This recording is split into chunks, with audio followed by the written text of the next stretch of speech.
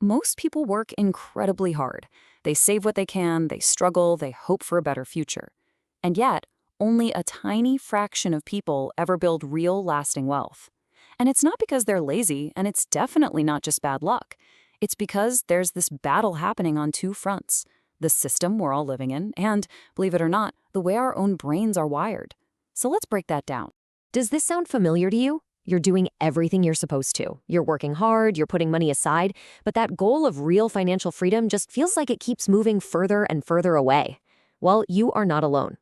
In this explainer, we're going to pull back the curtain on the invisible forces that are holding so many of us back. To really get a handle on this, there is no better case study than the largest generation in U.S. history, the millennials. Their journey to own a home, which was the absolute cornerstone of wealth for their parents and grandparents, it tells us pretty much everything we need to know about today's wealth gap. Just look at this. This chart tells such a powerful story. At the exact same age, both baby boomers and Gen X had a home ownership rate of about 45%. But millennials? They're lagging way behind at just 37%. Think about that. Despite being the most educated generation in history, they are falling behind on owning the single most important wealth-building asset for the middle class. So what is really going on here? Well, it's not just one thing. It's really a battle on two fronts. On one side, you have these huge systemic barriers, we'll call them headwinds, that create massive financial friction. And on the other side, you've got these sneaky psychological biases, the mind traps, that trick us into making choices that feel safe for survival, but are absolutely fatal for building wealth. All right, let's start with those external forces. Think of these as powerful currents pushing against anyone trying to get ahead today, making the whole journey so much harder than it was for generations before. And headwind number one is, of course, student debt. For the average millennial, that monthly payment is over $420. That is money that just vanishes, poof, every single month before you can even think about rent, or food, or saving. It's like a constant anchor, just pulling you back from building any kind of financial momentum. And then you've got the rent trap. This chart shows that nearly half of all young adults are what's called rent burdened. That means they're spending over 30% of their income just to keep a roof over their heads. When that much of your paycheck is gone from day one, trying to save up for a down payment can feel less like a goal and more like a pipe dream.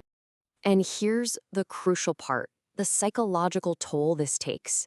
This constant pressure from debt and high rent literally rewires your brain. Your entire financial world shrinks down to a 30-day cycle. Make money, pay the bills, survive, repeat. It's a treadmill, and it actively prevents you from doing the long-term thinking that's required to build wealth. And here it is, the final gatekeeper. The median credit score for a millennial is 640. But the median score you actually need to get a mortgage is 733. Now, that gap isn't just a number on a chart. It's a wall.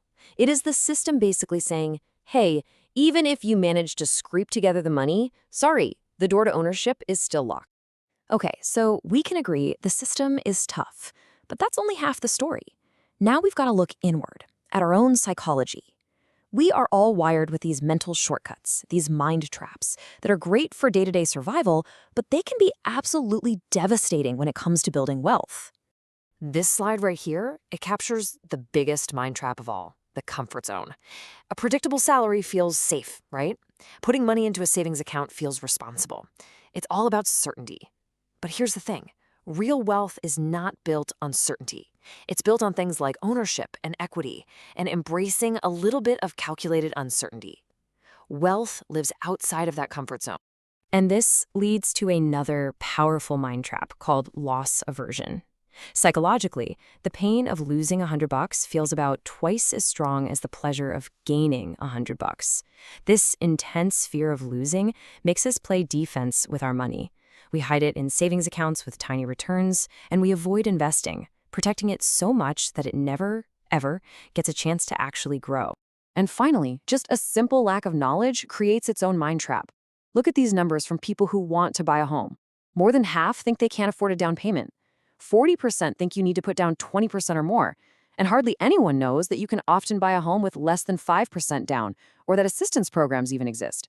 These aren't just statistics. These are self-imposed barriers that stop people before they even get started.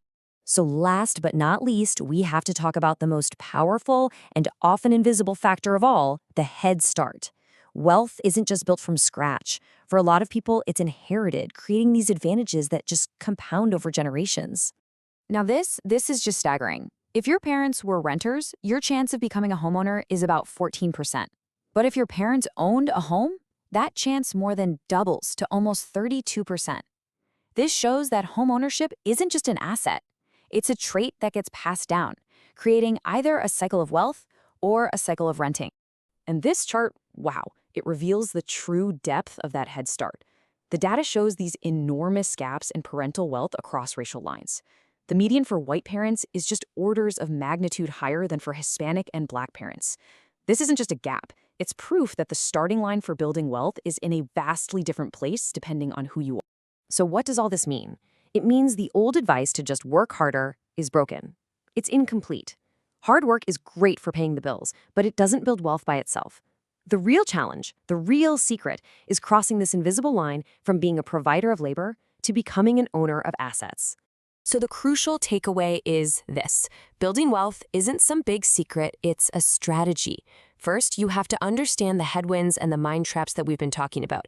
Second, you have to find a way, any way, to step into ownership, whether that's stocks, real estate, a piece of a business. And third, and this is the hardest part, you have to be patient, because wealth compounds over decades, not days. See, most people quit right before the real growth happens, because in the beginning, it feels like nothing is happening. They just run out of patience. And that brings us to the ultimate question. If this is really a game of patience, what does that timeline actually look like? Well, we're going to break that down in our next explainer.